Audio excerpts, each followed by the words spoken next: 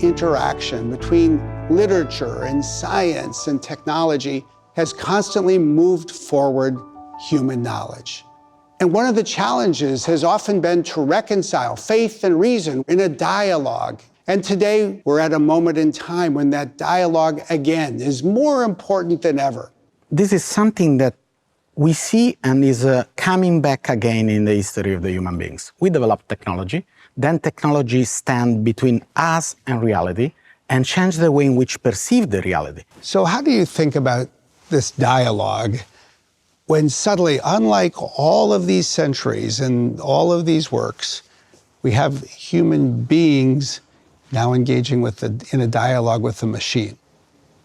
That's interesting. It's interesting because, if you take the machine that won the champions of some games, the defeated human beings is sad. But the machine has no feeling. The machine has no idea that play a game that can be happy because it wins. And so there is something that works, the machine, and someone that lives, the human beings. We have to take care of this unicity and to not waste the machine that can help us to understand different things, to delude our conviction, but to keep a new stage in the human development for the good of everyone. And it is always felt to me that Galileo invented a telescope that advanced knowledge, and ultimately the question was how to use that knowledge to serve humanity. And of course, centuries later, here at the Vatican, the world is coming together for, among other things, the Rome Call on AI ethics. Tell us how you see the connection between all of this and the conversations that are happening here at the Vatican. Actually, we saw like a human idea, simple, acquire much more tools and to show us some unforeseen knowledge.